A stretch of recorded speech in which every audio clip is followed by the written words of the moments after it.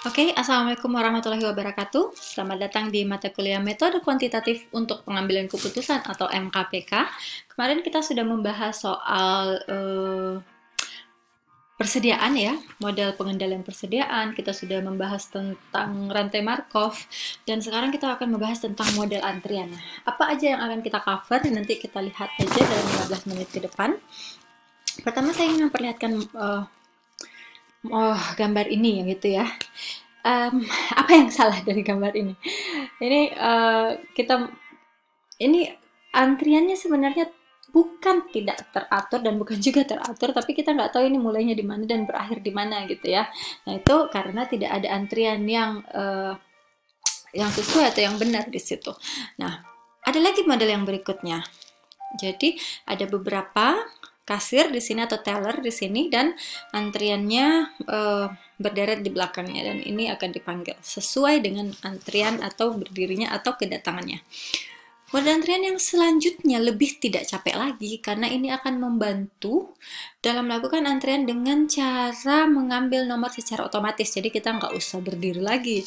Setelah mengambil nomor, kita bisa duduk dan menunggu nomor kita dipanggil gitu ya. Jadi lebih efisien dibanding dua model sebelumnya. Nah, jadi kalau kita lihat dari contoh-contoh tadi, model antrian itu sebenarnya timbul untuk menyelesaikan masalah inefisiensi dalam pelayanan pelanggan. Anggaplah kalian mempunyai banyak sekali konsumen yang semuanya menginginkan dilayani dalam waktu yang sama, gitu kan? Jadi, apabila kita melayani semuanya, yang pasti akan terjadi chaos. Jadi kita membutuhkan yang namanya model antrian. Ini adalah sebuah model matematika untuk memprediksi waktu antrian berdasarkan jumlah pelanggan yang datang atau konsumen yang datang. Jadi contohnya ada konsumen ada 10 nih. Berarti waktu yang diperlukan ada berapa menit contohnya atau berapa jam. Jadi kita bisa tahu, oke, saya antrian ke 10 berarti saya mungkin akan bisa dilayani pada jam segini, seperti itu.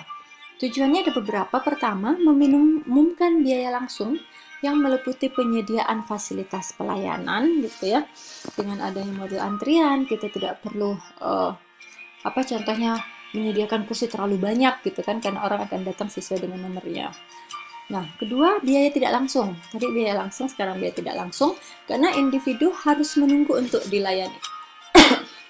Jadi apabila individu tersebut menunggu, jadi bisa terjadi yang namanya ketidakpuasan. Lalu ketidakpuasan itu akan berakibat bertambahnya biaya maaf, untuk mengakuisisi pelanggan tersebut kembali.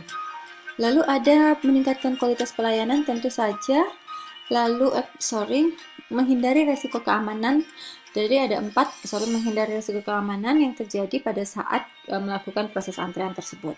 Nah, ini adalah modelnya seperti ini. Komponen model antrian adalah pertama, kedatangan atau arrival. Jadi ini customer di sini ya. Pelayanan atau service, cash register, operator atau apapun di sini, lalu antrian atau queuing. Ya, jadi ada 3 komponen dalam model antrian. Nah, ada beberapa metode atau model-model yang kita kenali dalam model antrian ini. Yang pertama adalah satu saluran satu tahap, single channel single step. Apa itu single channel single step? Itu adalah proses di mana konsumen masuk ke dalam sistem ya, dalam satu channel. Lalu ini adalah garis tunggu antrian dan dilayani. Lalu pelanggan keluar dari sistem.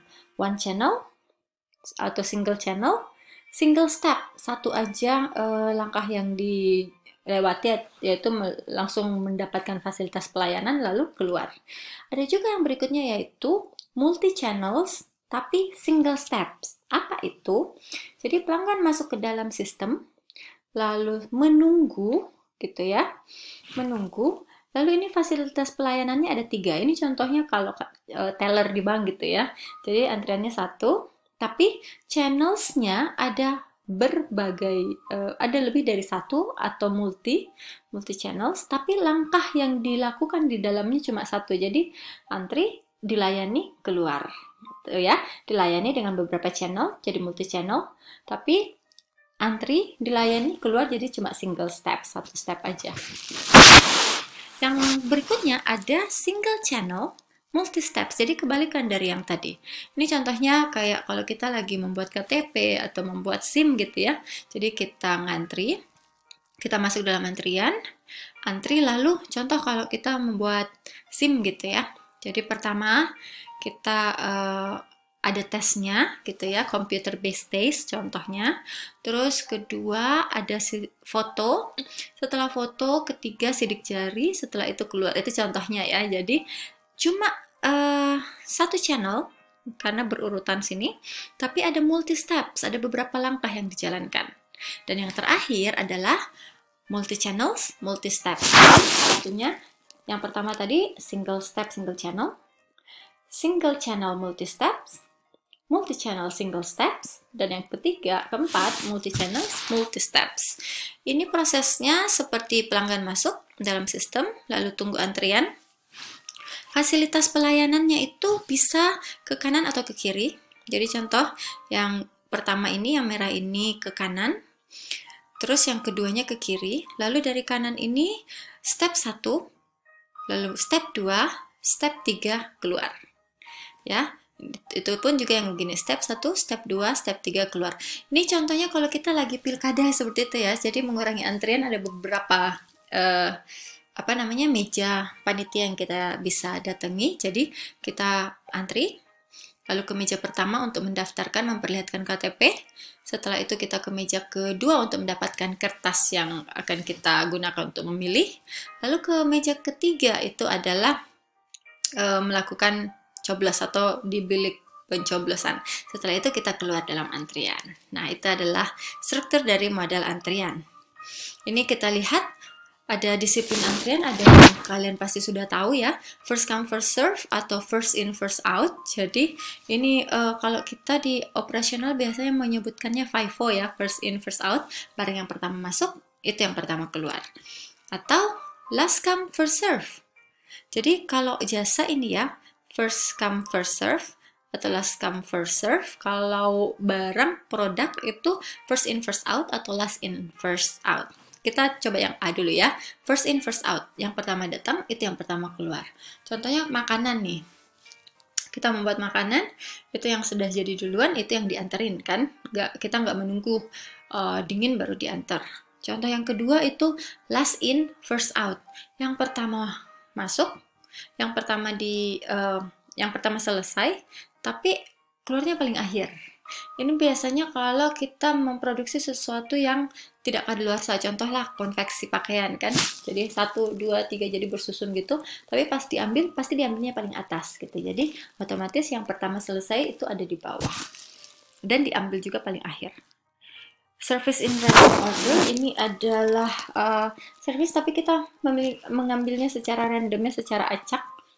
Lagi-lagi ini untuk produk-produk yang kadaluarsanya lama gitu ya, non food product. On the priority ini adalah prioritas. Contohnya kalian memiliki pelanggan atau konsumen VIP yang perlu didahulukan, berarti produk apapun yang ada di kalian itu konsumen itu yang didahulukan untuk diambil produk yang dibutuhkannya. Atau kalian mempunyai banyak produk nih, lalu kalian ngambil satu produk yang paling prioritas di antara yang lainnya. Oke, ini adalah case study. Jadi habis ini ada case study yang akan kalian diskusi bersama. Sekarang kita masuk ke model matematikanya ya. Oke, harus that. Oh, ini ternyata ada video yang harus ditonton. Tapi nanti aja, ini nanti berikutnya. Oke, nah ini adalah aplikasi single channel single steps ya. Ini akan saya breakdown menjadi 2 video supaya tidak bingung. Jadi kita fokus di yang pertama untuk kita menganalisis, lalu video kedua abis ini kita akan mencoba untuk memperhatikan atau mempelajari model matematikanya. Nah, oke, untuk teman-teman semua terima kasih sudah bergabung di video pertama. Saya akhiri. Assalamualaikum warahmatullahi wabarakatuh.